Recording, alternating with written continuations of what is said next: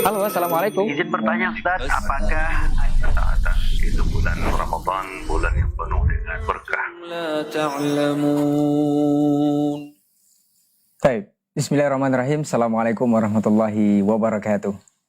Alhamdulillahirrabbilalamin, allazi arsala rasulahu bil huda wa dinil haq liyudhhirahu ala dini kulli walau karihal kafirun. Asyhadu an la ilaha illallah wahdahu la syarikalah wa asyhadu anna Muhammadan abduhu wa rasuluh la nabiyya la rasula ba'dah. Para pemirsa dimanapun antum dan antuna berada, kembali kita ditanya jawab Ramadan untuk kesempatan hari ini, hari yang ke-16. Alhamdulillah, di Ramadan 1447 Hijriah. Kita bersyukur kepada Allah Tabaraka wa Ta'ala, kita masih diberikan nikmat dan juga kesempatan untuk bisa melaksanakan ibadah puasa semaksimal mungkin di kesempatan hari ini. Kita juga bersalawat dan salam kepada Rasulullah Sallallahu Alaihi Wasallam, satu-satunya manusia terbaik yang pernah Allah utus ke permukaan bumi, menjadi Rasul kita, dan kita juga bermohon salawat dan salam kita tersambung hendaknya kepada seluruh keluarga, kepada para sahabat-sahabatnya, dan tentunya kepada orang-orang yang berpegang teguh kepada sunnah-sunnahnya hingga hari kiamat kelak. Baik pemirsa Hasil TV dimanapun antum dan antuna berada, seperti biasa ditanya jawab spesial Ramadan untuk hari ini kita akan bersama guru kita. Alhamdulillah sudah di studio guru kita Ustadz Jeffrey Halim LCMA Hafizahullah Ta'ala, dan alhamdulillah beliau sudah berkesempatan hadir di studio. Kita sapa dulu guru kita yang sudah hadir. Assalamualaikum Ustaz. Waalaikumsalam. Masya Allah. Bagaimana kabarnya Ustaz? Alhamdulillah. Alhamdulillah Ustaz ya. Sehat ya. Alhamdulillah. Hayakallah Ustaz.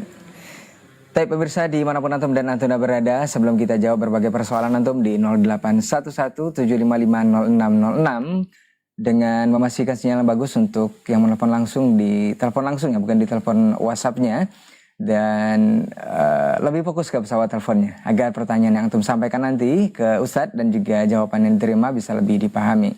Dan untuk yang mengirimkan pesan singkat di layanan WhatsApp boleh juga di nomor yang sama dengan mencantumkan nama, domisili, dan langsung ke poin pertanyaan. Dan kita lebih prioritaskan untuk pertanyaan yang berkaitan dengan Ramadan dan juga tema yang akan dibahas untuk hari ini.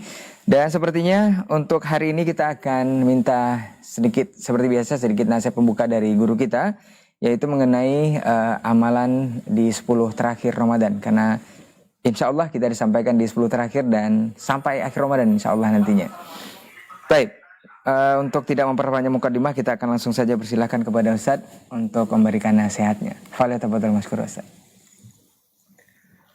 Bismillahirrahmanirrahim. Alhamdulillah. Hamdan yuwafi ni'amahu wa yukafi mazida.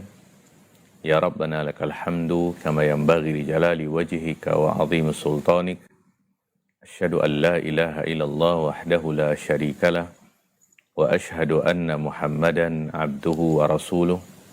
Rabbi israh li sadri wa yassir li amri wahlul 'uqdatan min lisani yafqahu qawli. Allahumma zidna ilman warzuqna fahman.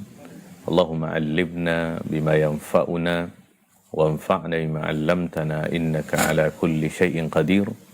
Allahumma ya hayyu ya qayyum bi rahmatika nastaghits fa aslih lana sya'nana kullah wa la takilna ila anfusina tarfata 'ain. Kaum muslimin dan muslimat, para pemirsa yang semoga senantiasa dirahmati dan diberkahi oleh Allah Subhanahu wa Ta'ala. Tidak terasa kita sudah berada di Ramadan yang ke-16 ya. Begitulah keadaannya, Ramadan berlalu dengan begitu cepat ya. Karena memang yang Allah sebutkan dalam Quran, ayyaman ma'dudat, hari-hari Ramadan itu adalah hari-hari yang terbilang. Sesuatu yang terbilang itu akan sangat singkat. 2-3 hari ke depan ya, kita akan menyongsong sebuah momen yang sangat luar biasa. Bahkan disebutkan oleh para ulama, nisfu Ramadan zahab, sebagian Ramadan itu zahabah, dia sudah pergi. Wa nisful akhir ya, atau nisful akhir itu zahabun. Sedangkan yang tersisa ini itu adalah emas. Ya, jadi 10 malam terakhir ini yang akan kita sambut nantinya, ini merupakan momen-momen yang sangat spesial bagi kita semuanya. Ya. Nah, tentu di sini suri tauladan kita adalah Rasulullah Sallallahu Alaihi Wasallam. Bagaimana beliau di saat memasuki 10 malam terakhir ini. Disebutkan oleh Aisyah radhiyallahu anha dalam sebuah hadis yang sahih muttafaqun alaih. Beliau radhiyallahu anha mengatakan, "Kana Rasulullah sallallahu alaihi wasallam yajtahidu fil ashril awakhir ma la yajtahidu fi ghairihi." Adalah Rasulullah sallallahu alaihi wasallam sangat bersemangat beribadah di 10 malam terakhir, yang mana semangat tersebut tidak tampak di 20 yang sebelumnya. Jadi semangat dan juga perjuangan beliau sallallahu alaihi wasallam untuk beribadah di 10 malam terakhir ini itu sangat luar biasa. Ya, artinya lebih semangat, lebih rajin untuk beribadah kepada Allah Subhanahu wa taala.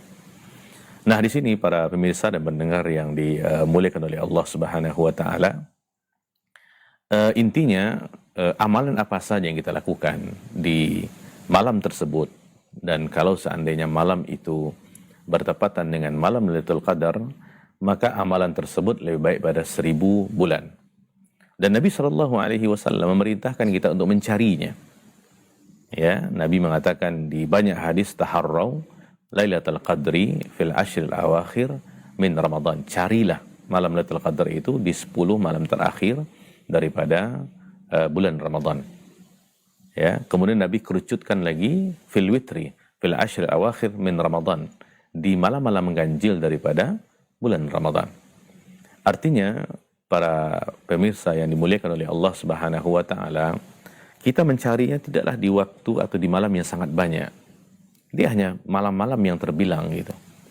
Kalau dia adalah 10 malam yang Nabi suruh di awal hadis, maka bukanlah hal yang rumit untuk kita bisa mendapatkannya. Ditambah dengan Nabi sudah kerucutkan menjadi di malam-malam ganjil saja. Artinya kalau kita fokus beribadah kepada Allah Subhanahu wa taala di 10 malam itu, maka insya Allah dengan izin Allah Subhanahu wa taala kita akan mendapatkan momen itu. Ya, tentu ini semuanya dengan taufik, hidayah, bantuan daripada Allah Subhanahu wa taala. Kita akan sebutkan kepada 3 amalan saja. Ya, walaupun intinya ibadah apa saja yang kita lakukan, maka kita akan mendapatkan malam Lailatul Qadar. Amalan yang pertama adalah menjaga salat wajib. Ya, mulai daripada salat maghrib, kemudian salat isya dan subuh. Ini terutama salat isya dan subuh berjamaah. Ya. Dikatakan oleh Nabi Shallallahu Alaihi Wasallam dalam Sahih Muslim, Nabi mengatakan, man syahidal isya'a fi jamaah. Barang siapa yang hadir menyaksikan salat isya berjamaah, ya, maka Nabi mengatakan, kana lahu nisfu qiyamul lail. Maka bagi dia pahala seperti dia menghidupkan setengah malam. Wa man shallal isya'a was subha fi jamaah kana lahu qiyamul lailah. Barang siapa yang salat berjamaah isya dan juga subuh, ya, isya dan juga subuh berjamaah, maka ditulis bagi dia seperti dia salat semalam suntuk. Nah, ini salat penting karena ini adalah hal yang sangat-sangat harus kita perhatikan. Nah, di rentang waktu itu kita akan bertemu dengan salat maghrib, isya dan subuh. Terutama 2 salat yang terakhir, isya dengan subuh. Usahakan di malam itu kita salat berjamaah bersama kaum muslimin. Kalau kita amalkan satu ini saja, ya, 2 salat tadi, dan kita tidak menambahnya dengan amalan-amalan sunat, sudah pasti kita akan mendapatkan malam Lailatul Qadar. Dan tentu sudah pernah kita sampaikan bahwasanya amalan-amalan wajib itu lebih dianjurkan. Dan Allah Subhanahu wa taala lebih suka ketika hambanya beribadah dengan amalan-amalan wajib. Ya, jadi kalau kita pegang salat maghrib, terutama isya dan subuh berjamaah, selesai, kita akan insyaallah akan mendapatkannya. Tentu dengan kesibukan yang ada, itu bukan hal yang susah untuk kita bisa mendapatkannya. Kalaupun seandainya, ya kita tidak sholat tarawih, kita tidak sholat qabliyah, kita tidak baca Quran, contoh ya, kita sudah mendapatkannya. Apalagi kalau seandainya kita tambah dengan amalan yang lainnya. Kemudian yang kedua, ini sholat tarawih ini. Yang dikatakan oleh Nabi SAW dalam hadis Sunan Tirmidzi, man shalla ma'al imam hatta yansarifa kutiba lahu qiyamul lailah. Barang siapa yang sholat, mengatakan ini maksudnya sholat tarawih, ya, bersama imam sampai dia selesai. Jadi dia bukan pergi dulu, sedangkan imam belum selesai. Ya, ini biasanya kalau sudah sholat tarawih 4 rakaat, kemudian ngacir keluar ke rumah gitu ya, entah apa urusan kita tidak tahu ya. Nah, usahakan selesai dengan selesainya imam. Maka bagi dia seperti dia sholat semalam suntuk. Ya, ini amalan yang kedua, sholat tarawih. Dan kalau kita membiasakan itu daripada hari pertama, kedua, malam pertama sampai malam ke-20, bukan hal yang susah untuk kita bisa sholat di 10 malam itu, karena kita sudah latihan ini. Nah, kita sudah mengkondisikan. Kemudian yang ketiga, membaca Al-Quran. Usahakan di malam itu 100 ayat lebih, minimal 100 ayat. Yang dikatakan oleh Nabi SAW, man qara'a bimi'ati ayah fi lailah, kutiba lahu qunutu lailah. Barang siapa yang membaca Al-Quran 100 ayat, maka ditulis bagi dia pahala seperti dia sholat semalam suntuk. Nah ini kalau kita pegang 3 amalan ini saja, awalan yang pertama adalah yang wajib nih. Tadi maghrib, kemudian isya, subuh berjamaah. Sudah dapat tuh. Kemudian nanti kita tambah dengan tarawih. Dengan catatan kita tidak pergi sebelum imam selesai. Kita harus salam bersama imam. Kemudian yang ketiga, baca Al-Quran. Ini 3 amalan kita sudah rutinkan di 20 malam yang sebelumnya. Artinya bukan hal yang susah untuk kita bisa mendapatkannya. Taruhlah mungkin ya, ada di antara para pemirsa safar, pulang kampung kah atau apapun. Usahakan untuk yang pertama tadi. Maghribnya berjamaah, isyanya berjamaah, subuhnya berjamaah. Nah, jadi intinya amalan apa saja yang kita lakukan, maka insya Allah kita akan mendapatkannya. Tapi kita fokus kepada 3 amalan ini. Apalagi kalau ditambah dengan bersedekah ya, dan amalan-amalan yang lainnya. Kalau kita pegang yang 3 ini, ya tentu kita juga meminta kepada Allah Subhanahu Wa Taala agar diberikan kemudahan ya, dan juga kita berdoa ya agar Allah Subhanahu Wa Taala memudahkan kita untuk beramal di malam tersebut. Nah kalau kita pegang 3 amalan ini, maka insya Allah kita akan mendapatkan malam Lailatul Qadar dengan memfokuskan ibadah di 10 malam terakhir tadi. Kita tidak usah lah yang melihat ini malam genap apa ganjil. Kita sapu ya semuanya 10 malam itu. Nah, ya karena kadang-kadang dikatakan oleh sebagian orang ini di kita malam ganjil, di orang malam genap. Di orang malam genap, di kita malam ganjil. Nah, kalau kita sibuk dengan itu saja, oke, saya mulai daripada malam 20 sampai 30 fokus ibadah. Dan alhamdulillah di negeri yang kita cintai ini kita memang sudah dikondisikan, diberikan libur. Kadang mungkin sebagian teman-teman yang bisa bekerja dari rumah, artinya sangat-sangat terbuka gitu kesempatan. Kalaupun saatnya kita seorang karyawan pemerintahan ataupun swasta, diberikan kelonggaran. Memang sudah libur ketika itu, anak-anak pun sudah libur yang sekolah gitu. Jadi iya sangat-sangat besar kemungkinan itu. Kalau kita tidak bisa itikaf di masjid, kita bisa di rumah fokus beribadah. Kita punya waktu, kita itikaf di masjid. Artinya pintu-pintu kebaikan sangat terbuka untuk kita bisa meraih malam Lailatul Qadar itu. Mungkin demikian, kita berdoa semoga kita termasuk daripada orang yang disebut oleh hadis Nabi sallallahu alaihi wasallam, man qama Lailatul Qadri imanan wa ihtisaban, ghufira lahu ma taqaddama min dhanbi. Barang siapa yang mendirikan malam Lailatul Qadar dengan ibadah kepada Allah Subhanahu wa taala, menghidupkan malam tersebut dengan penuh keimanan dan ihtisab, mengharapkan pahala, ditulis bagi dia seperti diampun dengan dosa-dosa yang telah berlalu. Semoga kita mendapatkan saham daripada hadis Nabi sallallahu alaihi wasallam tersebut. Mungkin demikian. Wallahu a'lam wa a'lam bis-shawab.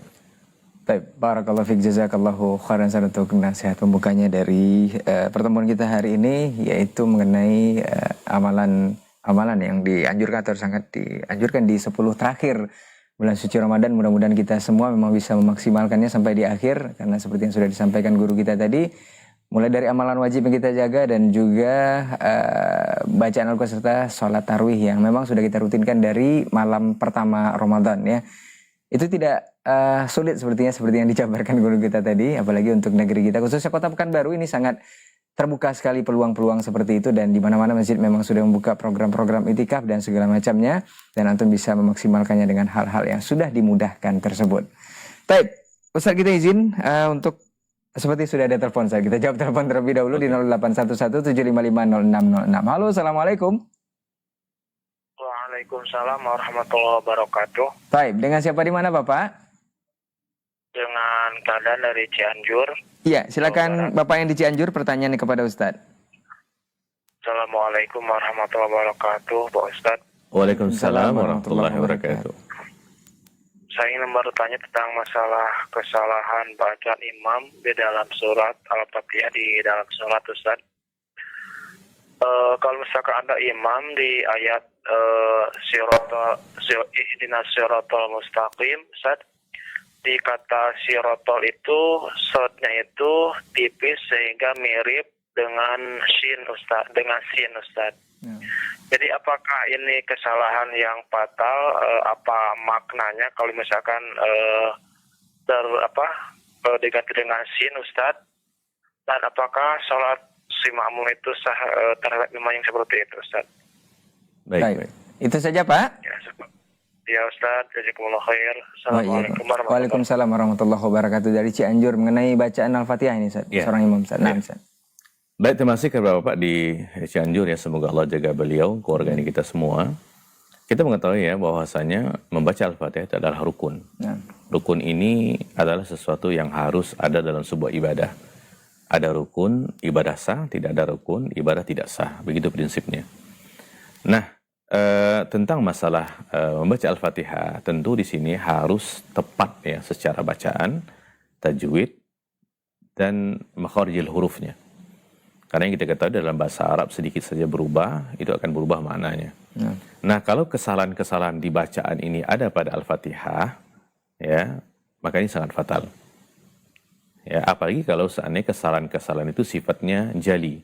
Jali itu sampai merubah makna. Ya. Seperti tadi, ya, shod kemudian dibaca tipis seperti sin gitu ya. Nah, ini yang harus kita pahami gitu. Tapi kalau saya kesalahan-kesalahan itu di luar Fatihah seperti surah pendek itu tidak ada masalah. Ya, ini kalau Al-Fatihah memang sangat fatal. Ya, yang mana Al-Fatihah ini kalau tidak sah, maka tidak sah salat. Tidak sah salat imam, tidak sah juga salat makmum karena dia saling berkaitan. Ya, makanya di sini kepada para imam memang harus memperbaiki bacaannya. Ini sebuah kewajiban. Harga matilah. Ya. Kalau ingin jadi imam, ya, dan memang dalam Islam, dalam hadis sudah disebutkan standarnya. Aqra'ukum li kitabillah. Yang paling bagus bacaannya untuk Al-Quran. Bagus itu bukan berarti suaranya, tapi tepat makharijnya, ya, tempat keluar hurufnya, tajwidnya, ya. Kemudian juga tentang masalah sampai tidak berubah maknanya. Nah, ini harga mati kalau Al-Fatihah. Sampai pun kalau masalah kesalahan-kesalahannya khaufi, tapi kalau menjurus kepada yang jali itu juga berbahaya. Ya, cuma di sini yang perlu saya sampaikan kepada penanya, bisa jadi ya,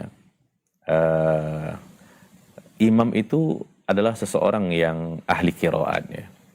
Di dalam qiraat yang lain, kadang-kadang memang berubah huruf itu. Ya, tapi kalau seandainya dia tidak seperti itu, pasti dia salah. Tapi kalau seandainya mungkin dia sudah punya sanad, ya, sehingga mungkin ketika dia membaca bukan riwayat yang biasa, riwayat Hafs, bisa jadi qaulun atau yang lainnya. Yang bisa jadi mungkin berubah hurufnya. Nah, sebagian orang-orang awam seperti kita anggap, oh ini kayaknya tidak betul nih. Padahal dia punya ilmunya. Itu mungkin satu sisi ya. Nah, kemungkinan yang lain kita tidak tahu. Tapi kalau seandainya imam yang ditanya oleh penanya tadi memang backgroundnya biasa, ya artinya belum punya kapasitas untuk itu, berarti memang dia salah. Ketika merubah shod kepada sin gitu. Tapi kalau dia punya kapasitas, kita tahu dia pernah dulu mengambil sanad mungkin, ya, dia pernah belajar ke luar negeri. Kita kan berusaha untuk berhusnuzon nih. Bisa jadi riwayat yang dia baca berbeda. Cuman memang imam ketika merubah sebuah bacaan riwayat ini, dia harus beritahu kepada makmum. Ya, oh saya membaca riwayat ini. Apalagi kalau tidak biasa, karena itu kalau saat ini terjadi akan menimbulkan fitnah. Itu bahaya. Salah satu di antara tugas imam adalah untuk meredam hal-hal seperti itu. Nah, ini mungkin untuk penanya ya, kepada kita semua. Sampai pun kita sebagai seorang makmum, ini Al-Fatihah harus benar nih. Karena kalau kita sholat sir, itu di kita. Nah, tanggungan di kita tuh. Kalau tidak benar bacaan Fatihah kita, maka tidak akan sah sholat kita. Nah, ini harus kita perhatikan. Baik, mungkin demikian. Mudah-mudahan bisa dipahami yang saya sampaikan. Wallahu a'lam wa a'lam bissawab. Baik, jazakallahu khairan untuk jawabannya dan keterangannya dari penanya ya, dari pertanyaan dari Bapak yang di Cianjur. Memang untuk urusan Al-Fatihah memang rukun dalam sholat dan ini sangat perlu diperhatikan sekali, bukan hanya untuk imam saja, tapi untuk kita sendiri. Untuk makmum ya. Karena memang sholat itu urusan pribadi-pribadi.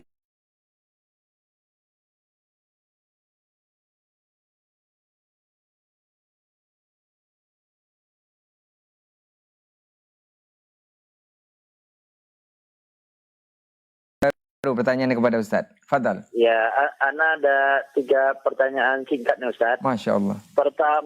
Pertama Ustaz terkait saat di khutbah Jumat, kita sedang berada di masjid yang menjalankan infak kotak Jumat ketika khatib sedang berkhutbah itu Ustaz.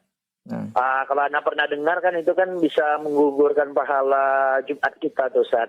Bagaimana sikap kita ketika kotak infak itu lewat di hadapan kita, apakah mungkin kita menjalankan dan mungkin tanggung jawab dosanya mungkin di tahmir masjidnya, atau kita diam saja atau kayak pura-pura tidur gitu Ustaz. Itu yang pertama Ustaz.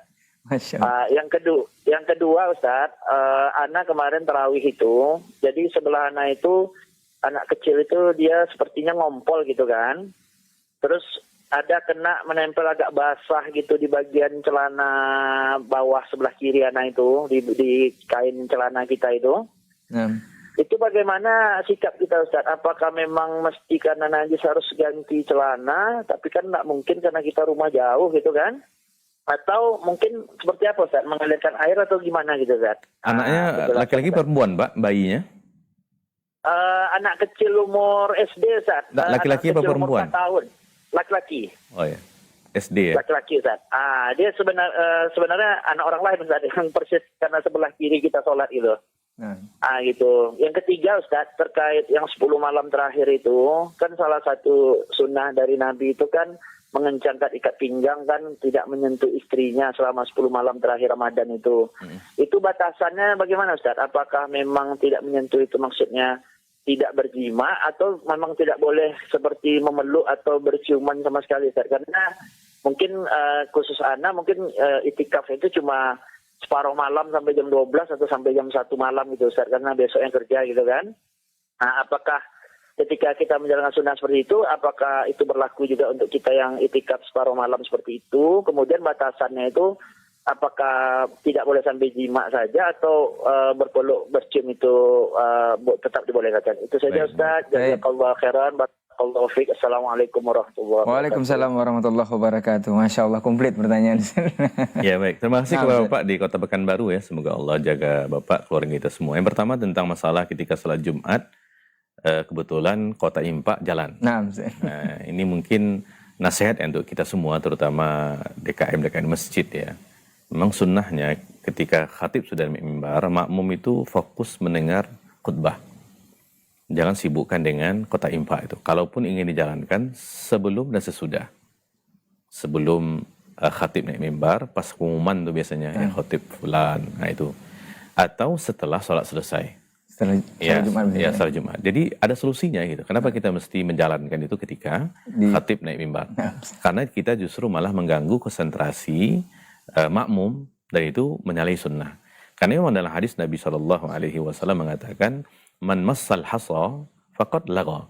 Barang siapa yang menyentuh atau memegang hasa itu kerikil kecil ya, itu dia sudah dikatakan lagha, melakukan perbuatan yang sia-sia.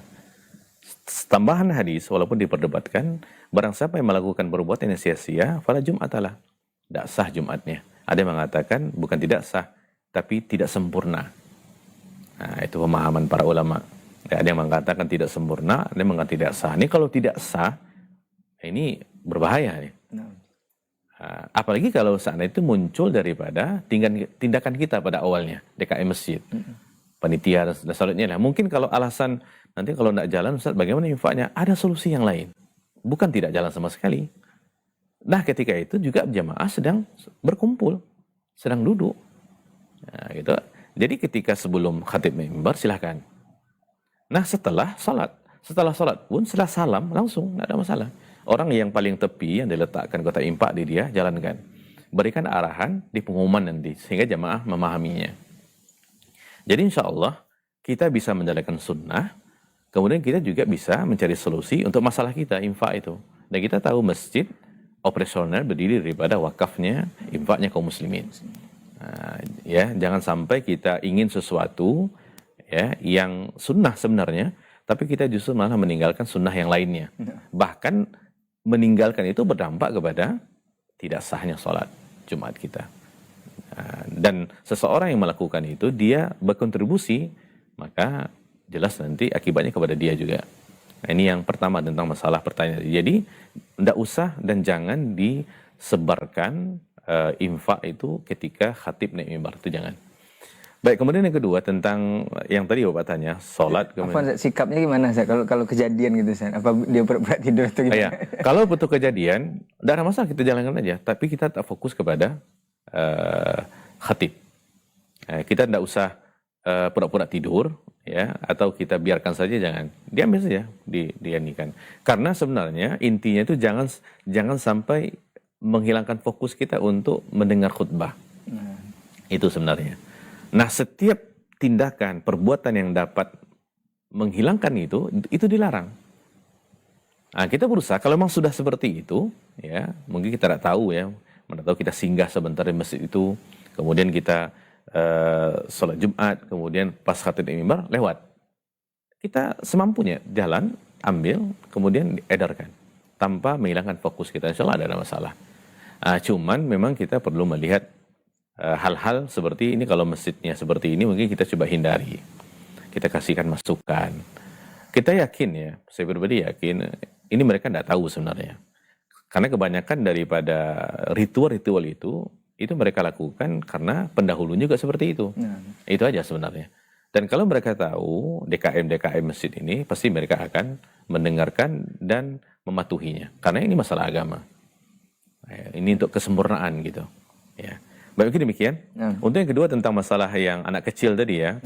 Itu Pak, anak kecil itu bukan anak kecil lagi kalau sudah SD. Ya. Karena dalam Islam najis itu kan berbeda-beda dia. Ada yang mughallazah, yang berat, ada yang mutawassithah, ada yang ringan, ya. Nah, itu sudah masuk ke najis yang berat. Itu membatalkan sholat. Bukan masalah Bapak harus mengganti pakaian sholat karena rumah jauh, tapi memang seperti itu keadaannya. Artinya sholat Bapak akan batal. Yang terkena itu, ya, ada pakaian yang terkena tadi akan batal dan wajib untuk diganti kalau ingin sholat lagi. Bukan hanya pakaian, karpet masjid itu juga akan jadi najis. Ini juga himbauan kepada kaum muslimin dan muslimat, ya, ketika membawa anak-anak ke masjid, ya. Masjid itu rumahnya Allah Subhanahu wa taala. Makanya ketika membawa anak harus benar-benar menjaganya. Kalau anak itu mungkin, ya, biasa pipis sembarangan di rumah, kalaupun dia sudah besar, pakaikan pampers dia. Ini bukan masalah masa iya anak saya, bukan, ini masalah kenyamanan. Ini rumahnya Allah Subhanahu wa taala. Kita saja kalau saat ini bertamu ke rumah saudara kita, kemudian anak kita pipis di rumahnya dia akan marah. Itu rumah manusia. Yang sebenarnya tidak ada masalah. Ini rumahnya Allah Subhanahu wa taala, tempat kaum muslimin sholat. Ya, jadi harus dijaga seperti ini. Dan juga hal-hal lain yang mungkin menjadi polemik di masyarakat tentang masalah anak-anak ribut. Ini menjadi tanggung jawab orang tua. Orang tua tidak dilarang membawa dengan catatan tidak mengganggu yang lainnya. Karena kita tujuan ke masjid untuk beribadah. Jangan sampai kita ke masjid justru untuk mengganggu jamaah lain untuk beribadah. Terutama anak-anak nih. Dan salah, ya, ketika DKM masjid meletakkan anak-anak itu di satu saf, di tempat khusus mereka. Tidak. Anak-anak semua. Anak-anak semua. Itu akan menjadi huru hara. Bukan ribut lagi, huru hara. Makanya orang tua yang membawa anak itu harus anak dekat dia sholatnya. Usahakan tidak di saf-saf yang depan, di saf-saf yang ke tepi. Karena kita tahu kita bawa anak nih. Jadi selipkan anak di samping kanan atau kiri kita. Tapi kalau anak itu sudah paham, kita sudah berikan pelajaran kepada dia dan tidak melakukan hal yang aneh, silakan lepas dia. Tapi kalau tidak, ingin bawa juga, maka ikuti kaidah-kaidahnya. Jangan semau-mau kita. Ini rumahnya Allah Subhanahu wa taala. Sedangkan kita masuk masjid harus tahiyatul masjid. Tahiyat itu menghormati. Itu tidak ada di rumah kita. Karena ini rumahnya Allah Subhanahu wa taala. Jadi ketika kita di masjid, kita terikat dengan peraturan-peraturan, undang-undang adab yang ada. Yang kalau kita melakukannya, ini ibadah, ikhlas dan mutaba'ah, kita dapat pahala. Baik, kemudian yang ketiga tentang masalah syadda mi'zarahu, yang juga digambarkan oleh Aisyah, bagaimana Nabi SAW di 10 malam terakhir mengencangkan ikat pinggang. Di sini ulama punya dua pendapat, ya, yang saya tahu, wallahu alam, yang ingat sekarang. Yang pertama adalah beliau menjauhkan dirinya daripada istri-istrinya untuk tidak digauli.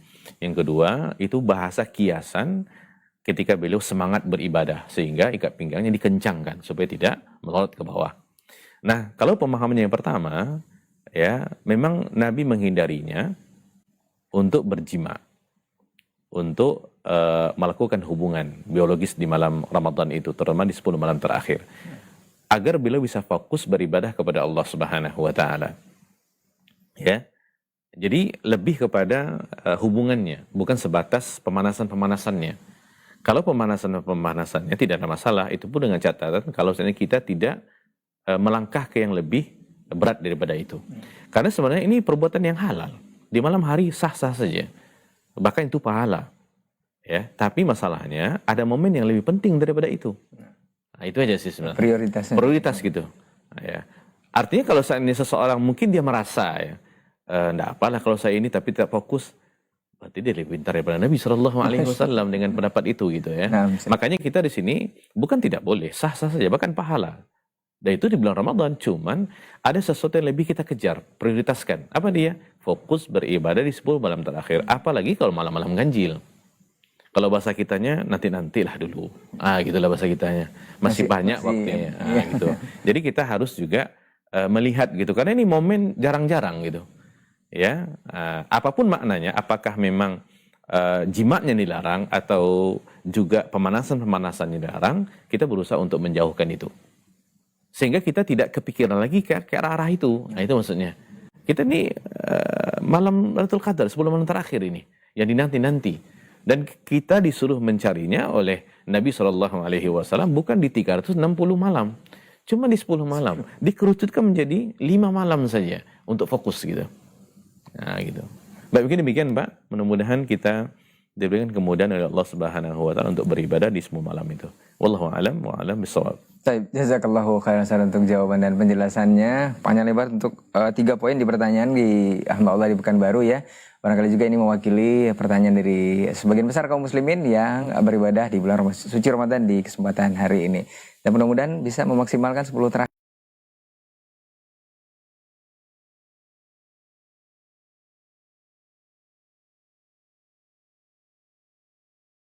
yang sama di 081175500606 melalui telepon langsung dengan memastikan sinyalnya bagus dan fokus ke pesawat teleponnya. Kita jawab pertanyaan di WhatsApp Ustaz. Assalamualaikum warahmatullahi wabarakatuh Ustaz. Waalaikumsalam. Dari hamba Allah di Palembang Ustaz. Nah, ini ada 3 poin juga Ustaz. Yang pertama, Ustaz, imam masjid musola kami niat sholat diucapkan. Seperti apa hukumnya Ustaz?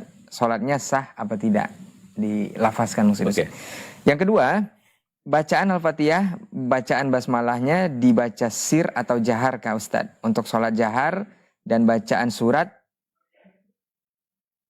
Untuk sholat jahar dan bacaan surat. Bacaan basmalahnya seperti apa Ustaz? Apakah disir atau dijaharkan? Itu maksudnya Ustaz. Kemudian yang ketiga, apakah makmum membaca Al-Fatihah lagi? Atau apa cukup menjawab imam ketika selesai dengan amin saja Ustaz? Jazakallahu khairan. Nah Ustaz. Baik, terima kasih kepada saudara kita di kota Palembang ya. Semoga Allah Subhanahu wa taala jaga beliau, keluarga kita semua. Tadi ada 3 pertanyaan. Nah, Ustaz. Saya lupa yang pertama nih. Niat sholat itu diucapkan Ustaz.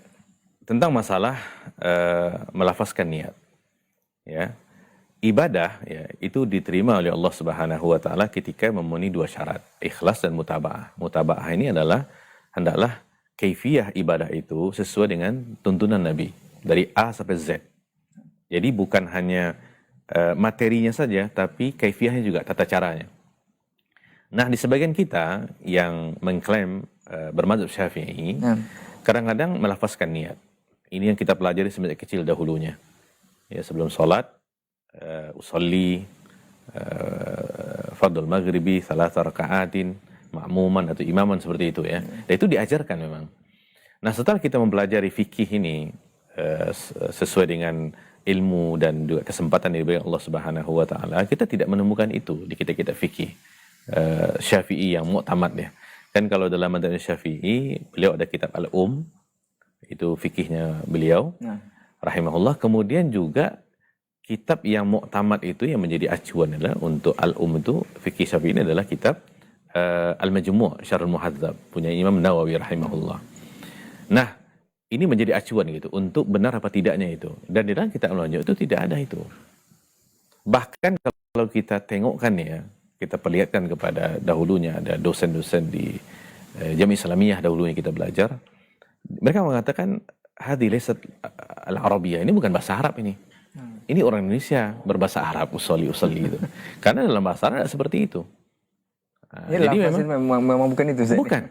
Aneh aja, menurut mereka aneh gitu. Dan ini mereka yakin ini bukan dari orang Arab nih. Kita tahu ya, kita sangat paham ya. Tanpa pun kita melihat orangnya, ketika orang Indonesia berbahasa Arab, orang Arab berbahasa Arab itu beda. Ketahuan gitu. Lajahnya itu tidak akan lari gitu. Nah, itu yang dan tidak ada gitu. Dan di sini ada kekeliruan ya tentang masalah ini sebenarnya daripada sebagian Syafi'iyah. Dan itu sudah diluruskan oleh Imam Nawawi. Ya. Jadi niat itu tidak perlu dilafazkan, niat itu di hati. Simpelnya ketika kita mendengar azan, kemudian kita berwudu, itu sudah niat. Ya, kenapa demikian? Tanya pada diri kita, kenapa kita melakukan itu? Karena kita ingin sholat kan? Nah, itu gerakan hati. Diaplikasikan oleh anggota tubuh kita. Itu sudah niat. Cuma nanti ketika kita berdiri untuk sholat, ini perlu kita ta'yinun niyah namanya. Kita ini mau sholat wajib atau sunat. Kalau sholat wajib apa? Kalau sholat sunat apa nih? Qabliyah, ba'diyah. Nah, itu yang perlu. Itu pun tidak perlu dilafazkan. Di dalam hati. Selesai. Karena kalau niat itu dilafazkan, tidak sinkron dia dengan makna niat itu secara syar'i. Karena niat itu adalah imbi'athul qalbi, itu gerakan hati. Jadi kalau seandainya lisan yang bergerak, bukan hati berarti. Nah, itu. Dan memang tidak ditemukan itu. Nabi SAW tidak pernah mengajarkannya kepada para sahabat untuk mengucapkan niat, melafazkan niat itu. Nah, tentang masalah seseorang yang sholat di belakang imam yang seperti itu, insya Allah sholatnya sah. Karena itu dua hal yang berbeda. Ya, cuman tentu di sini yang harus kita ketahui adalah ketika seseorang berusaha untuk mengamalkan sunnah Nabi, tentu dia akan menuju kepada kesempurnaan ibadahnya. Itu saja. Ya, dan kita kalau mengetahui, tentu kita berusaha untuk menyampaikan semampunya. Ya, kita berikan dan kita yakin itu yang mereka ketahui, itu yang mereka pelajari selama ini. Ya, dan kita juga ingin mereka mendapatkan hidayah sunnah. Tapi insya Allah sholat tetap sah. Karena ini tidak berkaitan dengan masalah rukun. Karena rukun itu ada, cuman kaifiahnya yang salah. Nah, kesalahan ini pun kebanyakannya karena kejahilan. Karena tidak tahu. Gitu ya. Jadi insya Allah ma'dzur lah, dimaafkan. Tapi kita berusaha untuk supaya mereka mengetahuinya. Sehingga kita menyampaikan semampunya dengan adab, tutur kata yang santun. Insya Allah kalau disampaikan dengan cara yang baik, insya Allah kebaikan itu akan masuk dia. Ya. Kemudian yang kedua tentang masalah melafazkan basmalah ketika sholat ya. Jadi sebenarnya ini khilaf di antara para ulama ya. Ada yang menjaharkan, ada yang mensirkan. Tapi mereka sepakat harus dibaca. Gitu. Terutama di Al-Fatihah ini. Karena bismillah itu satu ayat daripada Al-Fatihah. Cuman ulama khilaf ketika imam ya sholat jahar itu apakah dijaharkan bacaan bismillahnya sama dengan alhamdulillah atau disirkan. Nah, itu saja. Jadi kalau kita mau menjaharkan boleh karena ada pendapat para ulama, kalau mensirkan juga boleh. Ini sesuatu yang tidak perlu kita berdebatkan. Yang terpenting baca. Yang salah itu kalau tidak baca. Berarti kalau kita tidak baca bismillah, kita tidak baca satu ayat dari Al-Fatihah, tidak sah Al-Fatihah kita. Tidak sah Al-Fatihah, tidak sah salat. Itu fatal. Baik, kemudian yang ketiga tentang masalah membaca Al-Fatihah ya. Ya, jadi Al-Fatihah ini sebenarnya yang sudah kita sampaikan tadi rukun ya. Cuman memang berbeda ketika sholat jahar dan sir. Kalau sholat jahar, sebelum mengatakan bacaan imam itu adalah bacaan makmum. Sehingga ketika imam sudah baca Al-Fatihah, makmum tidak perlu membacanya. Memang ada sebagian pendapat ulama seperti itu. Ya, memang ada. Ada yang mengatakan kalau seandainya itu sholat wajib, kita harus baca, kalau sunat tidak perlu baca, kalau imam sudah membacanya. Ada yang mengatakan kalau sholat sir itu kita harus membacanya. Karena ini individu nih kalau sholat sir. Sekalipun kita berjamaah. Tapi apapun itu, ya, sedangkan ilmu yang ada, wallahu alam, kita wajib untuk membacanya. Mau sholat jahar, ya, mau sholat sir, ketika kita sholat berjamaah, kita berusaha untuk membacanya. Nah, ya, maka kita harus lihat imam ini kadang-kadang ritmenya beda-beda ya. Dia agak cepat, dia agak lambat. Kalau imam itu lambat, kita bisa ikuti per ayat. Bismillahirrahmanirrahim. Kita aja Bismillahirrahmanirrahim. Kalau dia cepat, kita bisa kumpulkan di belakang nanti. Ketika dia memberikan jeda di antara bacaan amin, kemudian baca surat pendek. Biasanya seperti itu sih. Nah kita kalau imam tentu diangkat, imam ratib ya, kita sudah tahu. Karena kita akan sholat berjamaah bersama dia berkali-kali. Jadi kita tahu gitu. Dan insya Allah para a'immah yang mengetahui sunnah Nabi SAW, mereka akan memberikan itu kepada makmum. Apakah mereka menjarakkan bacaannya, atau mereka akan memberikan jedanya. Kalaupun saat ini tidak ada masalah, kita juga membacanya. Yang terpenting kita cepat membacanya. Ya, supaya kita lepas daripada khilaf yang ada tentang masalah baca apa enggak nih. Imam makmum baca apa enggak nih. Ya, seperti itu. Baik, mungkin demikian. Mudah-mudahan bisa dipahami oleh penanya. Wallahu a'lam wa a'lam bishawab.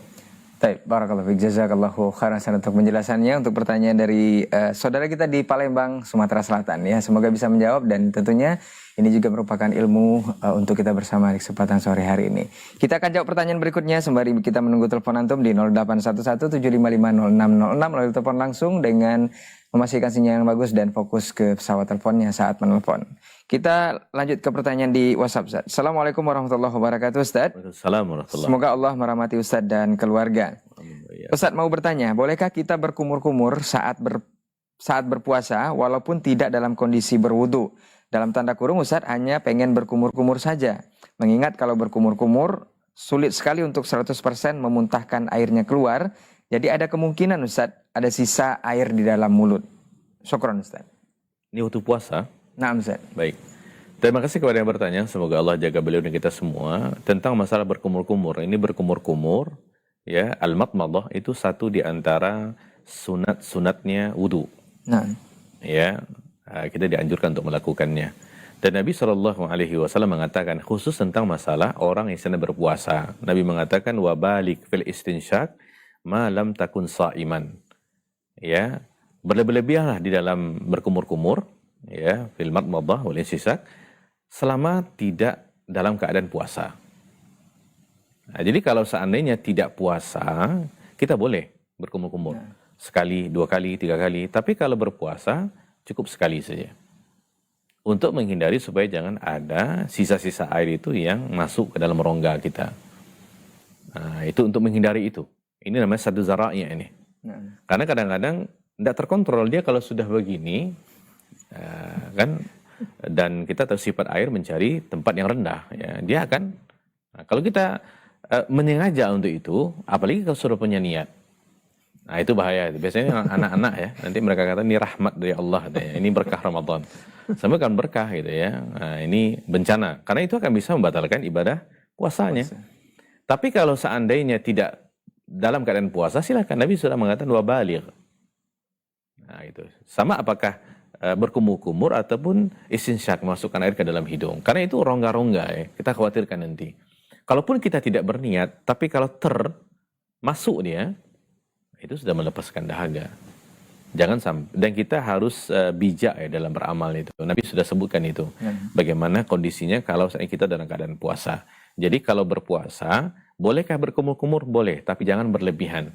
Berlebihan itu maksudnya apa? 2-3 kali itu berlebihan. Kalau sekali, boleh. Dan kalau iya pun jangan sampai dinaikkan ke atas gitu. Cukup yang biasa saja. Karena kalau naikkan nanti berkumur-kumur, itu kita khawatirkan nanti. Nah, ya, mungkin demikian. Baik. Ya, mudah-mudahan bisa dipahami oleh yang bertanya. Wallahu a'lam wa a'lam bis-shawab. Baik, jazakallahu khairan untuk jawabannya. Untuk saudara kita yang bertanya mengenai persoalan berkumur-kumur di saat berpuasa ya. Mudah-mudahan ini menjadi kehati-hatian untuk kita semua. Dan kita lanjut ke pertanyaan berikutnya sepertinya dari saudari kita ya. Assalamualaikum warahmatullahi wabarakatuh, Ustaz. Waalaikumsalam warahmatullahi wabarakatuh. Nah, ini untuk itikaf, Ustaz. Ustaz, apa hukumnya seorang wanita yang ingin beritikaf? Mohon penjelasannya Ustaz, dan apa sajakah syarat-syarat tertentunya Ustaz? Syukron Ustaz. Baik, terima kasih kepada yang bertanya. Seorang wanita juga dianjurkan beriktikaf seperti laki-laki. Cuman penekanannya tidak seperti laki-laki. Nah, ini kalau kita ingin kiaskan persis sama seperti sholat berjamaah. Seorang wanita dibolehkan sholat berjamaah, tapi tidak ditekankan seperti laki-laki. Ya, walaupun khilaf ulama laki-laki ya. Tapi wallahu a'lam, saya cenderung kepada itu fardu ain. Apalagi kalau mendengar azan. Nah, kalau wanita tidaklah ditekankan seperti itu. Kalau dia mau keluar salat berjamaah boleh. Bahkan Nabi mengatakan la tamna'u ima Allah masajidahum. Tidak boleh dilarang. Tapi keluarnya mereka harus ikut kaedah-kaedah syariat sama seperti itikaf tadi. Yang terpenting adalah izin wali. Kalau dia wanita sudah bersuami, berarti dia izin daripada suaminya, minta izin kepada suaminya. Kalau dia belum, berarti kepada ayah, abang, paman, mahramnya. Ya, kemudian yang kedua, dia harus memakai hijab yang syar'i, menutup dengan syarat-syaratnya, harus lapang, tidak transparan. Kemudian yang ketiga, dia harus menjauhkan diri daripada ikhtilat dan sumber-sumber fitnah. Ya, di zaman sekarang menghindari ini susah, fitnah ini. Nah, di zaman sekarang terus terang anak-anak kita lagi perempuan justru mencari di mana tempat perempuan keluar, itu situ dia akan ngumpul gitu. Nah, ini harus dipahami nih, karena kita mau ibadah nih, jangan sampai kita menodai ibadah itikaf itu dengan perbuatan-perbuatan dosa, ya, dan dilarang untuk memakai wangi-wangian. Kenapa demikian? Karena itu akan menarik fitnah untuk datang. Nah, kalau saya perempuan bisa mematuhi semua ini, maka dibolehkan. Ya, tentu dengan syarat dia dalam keadaan suci, tidak dalam keadaan haid, ya, tidak dalam keadaan nifas, ya, dalam keadaan suci. Karena kalau sudah haid, itu dia mesti keluar daripada masjid, tidak boleh berdiam di masjid. Nah, jadi suci ini penting nih, ya. Makanya kita harus mengetahui frekuensi haidnya itu. Masing-masing kan punya itu. Apakah siklusnya, apakah di awal bulan, apa di pertengahan bulan. Nah, kalau seandainya sekarang ini jatuh di pertengahan bulan, kita lihat kalau kebiasaannya kita akan haid di waktu itu, jangan itikaf sebaiknya. Dikhawatirkan nanti kita tidak sadar, justru malah melakukan hal yang dilarang gitu. Jadi untuk ini sebenarnya harus diperhatikan. Jadi keluarnya wanita untuk itikaf itu boleh, tapi dengan catatan laki-laki tidak serumitnya wanita. Ini dalam rangka bagaimana Islam menjaga kaum wanita gitu. Kalau laki-laki memang bebas saja asalkan sesuai syariat, tapi kalau perempuan itu banyak kaidah-kaidahnya. Nah, kalau perempuan mematuhi itu silahkan. Bahkan tidak boleh suaminya melarangnya. Nah, gitulah. Tapi kalau suaminya melarang karena dia pakai wangi-wangian, pakai baju yang transparan, pakai baju-baju syuhrah, ya, baju syuhrah itu baju-baju dikeluarkan oleh seorang public figure, bukannya artis fulana gitu contohnya, itu tidak boleh. Karena itu ibadah, bukan untuk bergaya. Kita kaum muslimah menutup auratnya bukan untuk tampil menawan, tapi untuk menutup aurat. Itu perintah Allah. Nah, niat ini perlu dibenarkan ini. Kalau kita memakai hijab syar'i itu dalam rangka untuk tampil menawan, tidak ada pahalanya. Tapi kalau untuk menutup aurat, menjalankan perintah Allah dan Rasulnya, itu pahalanya. Dan setiap amalan tergantung pada niatnya. Baik, mungkin demikian. Mudah-mudahan diberikan kemudahan ya untuk etikaf ini kita semua. Allahu a'lam wa a'lam bissawab. Baik, jazakallahu khairan untuk jawabannya. Untuk saudari kita yang bertanya mengenai persoalan itikaf dan beberapa catatan ataupun syarat-syarat yang sudah disampaikan oleh guru kita, memang fitnahnya untuk kaum wanita ini untuk berpakaian tadi Ustaz ya. Iya, ke sana perginya gitu. Karena memang keadaan seperti itu, walaupun masjid itu beda ya. Pintu masuk, pintu keluarnya, ya, pintu masuk laki dan perempuannya, tapi tetap akan bertemu nanti. Dan dahulunya kalau kita perhatikan dalam hadis, para sahabiat seperti disebutkan oleh Aisyah radhiyallahu anha, mereka juga sholat berjamaah, para sahabiah dahulunya. Nah, ketika mereka sholat itu, mereka setelah sholat selesai, mereka adalah orang yang pertama kali keluar. Dan mereka menutup bajunya dengan kain. Dan mereka berjalan di pinggir-pinggir kota Madinah. Di gelap gulita, gelas. Artinya kalaupun mereka berjalan tidak di tepi, orang tidak akan nampak. Tapi mereka melakukan hal itu. Adakah fitnah di zaman Nabi SAW terkait wanita? Ada, tapi tidak seperti sekarang. Terang benderang. Nah, itu. Sebegitunya mereka menjaganya. Nah, makanya disebutkan oleh Aisyah, kalau seandainya Nabi SAW melihat bagaimana keadaan wanita sekarang, maka Nabi pasti melarangnya. Sebagaimana Bani Israel melarang perempuan-perempuan mereka untuk keluar. Sebegitu luar biasanya. Karena memang terus terang Pak, menjaga anak perempuan itu memang luar biasa. Maka benar dikatakan Nabi SAW, kalau kita bisa menjadikan anak wanita itu dua orang ya, anak solehah, surga untuk orang tuanya. Karena menjaganya bukan hal yang mudah. Laki-laki Pak, dicampak saja dia akan jadi, tidak ada masalah. Kalau perempuan, safar perlu mahram. Nah, itu ya. Jadi ini bentuk bagaimana Islam menjaga komunitas. Mungkin demikian. Wallahu a'lam wa'ala bishawab. Baik, barakallahu fiik, jazakallahu khairan untuk jawabannya. Semoga saudari kita bisa memahami dalam konteks syariat memang ini perlu penjagaan khusus untuk kaum muslimin ataupun kaum muslimat. Maksudnya ini lebih kepada bentuk perhatian Islam kepada seluruh kaum muslimat ya. Kita akan jawab pertanyaan berikutnya di layanan WhatsApp kita. Assalamualaikum warahmatullahi wabarakatuh, Ustaz. Waalaikumsalam warahmatullahi wabarakatuh. Ustaz, apabila bulan Ramadan saya sholat maghrib, Isya, kemudian tarawih berjamaahnya di rumah, Ustaz. Ini katanya dalam rangka mendidik keluarga untuk sholat berjamaah. Apakah ini diperbolehkan, Ustaz? Ya. Baik, masih kalau yang bertanya, kalau ditanya masalah boleh apa tidak, sebenarnya boleh saja sih. Cuman kalau dilakukan hal itu, luput daripada kita keutamaan-keutamaan yang sangat banyak. Ya, kalau kita sholat maghrib, kemudian Isya, tarawih di rumah. Ya. Apa kebaikan-kebaikannya? Ya keutamaan-keutamaannya. Seperti yang sudah kita katakan di hadis tadi, seorang yang sholat Isya berjamaah ditulis bagi dia seperti dia sholat setengah malam. Nah itu. Nah kalau sholat di rumah, walaupun berjamaah, dia berjamaah itu dengan mendengar azan gitu. Itu sebenarnya bersama kaum muslimin. Banyak maslahatnya. Kalau tujuannya untuk mendidik keluarga, Nabi SAW bahkan keluarga beliau besar. Punya 9 orang istri. Punya anak-anak, tapi beliau tetap sholat di masjid. Apakah beliau SAW tidak mendidik keluarganya? Itu mendidik. Nah, ya, karena Nabi SAW akan mengajak keluarganya untuk melaksanakan sholat. Jadi alasan itu tidak tepat secara syariatnya. Ya, karena memang Nabi SAW tidak melakukan itu, kemudian juga akan hilang daripada kita keutamaan dari sholat tarawih. Ya, man shalla ma'al imam hatta yansarifa tadi, dia salat bersama kaum muslimin di masjid. Jadi salat berjamaah itu identik dengan masjid karena memang di masjid itu azan dikumandangkan. Kan wajibnya salat berjamaah itu ketika seseorang mendengar azan. Yang hadis orang yang buta itu. Awalnya Nabi berikan keringanan, Nabi tanya salahnya.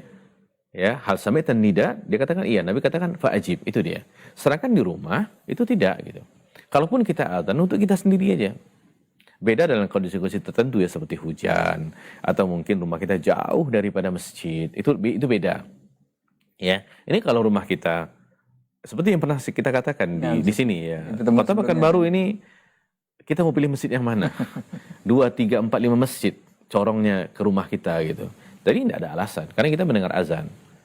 Nah, kalau kita ingin mendidik keluarga, bawa anak-anak ke masjid. Bawa istri ke masjid, tidak ada masalah, asalkan sesuai syariat.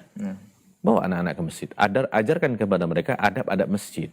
Masjid bukan tempat bermain, ini tempat ibadah. Jangan ganggu orang untuk melaksanakan ibadah. Itu kita tanamkan. Itu mendidik keluarga namanya. Sehingga anak-anak nanti ketika mereka dewasa, mereka tahu sholat berjamaah itu di masjid, bukan di rumah. Ini sunnah ini. Karena kalau kita seperti itu, nanti anak-anak akan paham, oh sholat berjamaah di rumah nih. Hilang bagi dia keutamaan-keutamaan yang lain. Belum lagi kalau dalam hadis yang lain, satu langkah, angkat derajat, satu langkah, dihilangkan dosa. Itu semakin jauh, rumah dia semakin besar. Tidak dapat kita keutamaan itu. Ya, mungkin demikian. Ya, sholat di masjid, insya Allah banyak keutamaannya.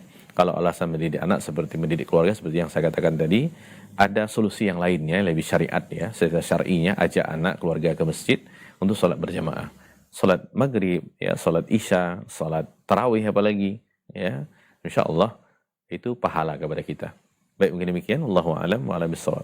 Baik, jazakallahu khairan untuk jawabannya kepada saudara kita yang bertanya mengenai perkara mendidik keluarga untuk bisa sholat ya, apalagi sholat berjamaah memang untuk kaum laki-laki jika mendengar azan memang diwajibkan untuk masjid. Baik, mudah-mudahan ini menjadi kepahaman untuk yang bertanya dan tentunya ilmu untuk kita bersama. Dan itu adalah pertanyaan terakhir yang bisa kita bacakan untuk hari ini. Sebelum kita tutup, seperti biasa, kita minta sedikit nasihat penutup dari guru kita untuk hari ini. Faliyatul Muskara. Baik, kita kembali kepada tema yang awal tadi, amalan-amalan di 10 malam terakhir. Tentu sebelum itu kita bersihkan diri kita dengan bertobat kepada Allah Subhanahu Wa Taala ya. Karena memang jawaban selama ini kenapa kita mungkin agak malas-malasan ibadah, mungkin ngantuk ketika baca Quran, baru 2-3 ayat gitu ya, atau kita ngantuk ketika sholat tarawih padahal tidak lama, imam cuma baca setengah halaman gitu ya, itu adalah beban dosa. Nah, mungkin selama ini kita mencampur adukkan di antara ketaatan dengan maksiat. Ya. Kita berusaha bertobat kepada Allah Subhanahu wa taala agar nanti diberikan keringanan untuk beribadah di 10 malam terakhir ini. Mustahil ya kita bisa beribadah dengan mudah kalau seandainya beban itu masih ada pada diri kita. Ya, disilakan oleh sebagian ustadz, dosa itu seperti penyakit-penyakit yang ada di tubuh kita. Tentu kalau kita sakit, kita tidak bisa maksimal ibadah. Mau baca Quran, mungkin sakit kepala, demam, macam mana kita mau ibadah? Nah itu harus dibersihkan dulu, disehatkan dulu, dibersihkan dulu. Bagaimana caranya? Bertaubat kepada Allah Subhanahu wa taala. Sehingga nanti di 10 malam itu, di partai final itu, kita sudah diberikan keringanan. Ya, dengan ibadah-ibadah yang 3 fokus yang kita sampaikan tadi, dan ibadah-ibadah yang lainnya. Kalau kita tidak bersihkan diri kita, maka khawatirnya nanti justru malah memberatkan kita. Kita sudah punya satu tujuan, tapi ketika tujuan tidak ditopang dengan hal yang baik, sehingga kita akan tercapai. Tidak maksimal dia jadinya. Ya, ini yang perlu kita pahami.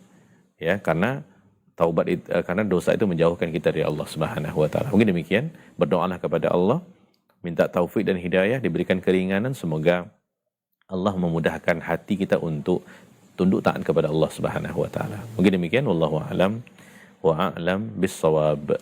Baik, barakallahu fiik, jazakallahu khairan untuk waktu dan ilmunya untuk kesempatan hari ini di Tanya Jawab spesial Ramadan 1447 Hijriah. Untuk Ustaz, jazakallahu khair Ustaz, ilmu dan waktunya mudah-mudahan di barakallahu fiikum, mudah-mudahan di kesempatan berikutnya kita akan bersama guru kita kembali guna menjawab berbagai persoalan antum seputar Ramadan. Dan kita berharap juga kita dikuatkan dan diberi kemudahan oleh Allah Subhanahu wa taala, seluruh kaum muslimin pemirsa Asil TV dimanapun berada bisa mencapai 10 malam terakhir dengan maksimal, dan insya Allah kita akan keluar sebagai pemenang semuanya, karena ini kompetisi yang pemenangnya sangat terbuka lebar, berbeda dengan kompetisi-kompetisi yang lain. Mudah-mudahan kita bisa memperoleh ghufira lahu ma taqaddama min dzambi itu. Afwan untuk semua salah kata dan khilaf bicara, kita tutup dengan kafaratul majlis. Subhanakallahumma wa bihamdika asyhadu an la ilaha illa anta astaghfiruka wa atubu ilaik. Wassalamualaikum warahmatullahi wabarakatuh. Halo, assalamualaikum. Izin bertanya Ustaz, apakah ketaatan itu bulan Ramadan, bulan yang penuh dengan berkah? La ta'lamun.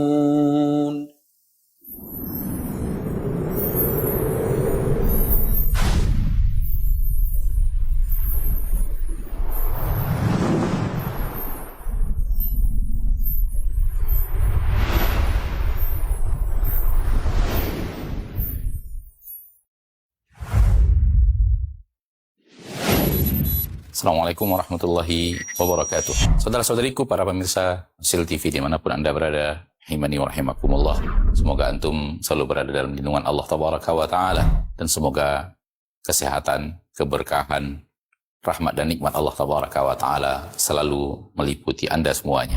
Ma'asyiral muslimin, ma'asyiral muslimat, dakwah merupakan sebuah tugas bersama dari umat Nabi kita tercinta Muhammad sallallahu alaihi wasallam. Allah Tabaraka wa Ta'ala menyuruh kita untuk meninggikan agama Allah Tabaraka wa Ta'ala dengan kemampuan yang kita miliki. Yang mampu dengan ilmunya, berdakwah dengan ilmunya. Yang mampu dengan tenaganya, berdakwah dengan tenaganya. Yang mampu menyumbangkan waktunya. Demikian juga yang mampu dengan hartanya, maka berdakwah dengan harta itu. Saudara-saudariku, para pemirsa Asil TV dimanapun Anda berada, pada kesempatan yang berbahagia ini, saya mengajak Anda, pemirsa Asil TV dimanapun berada, para pencinta Asil TV dimanapun berada, untuk meringankan beban operasional yang dibutuhkan oleh Asil TV di dalam mengemban suara dakwah yang agung ini.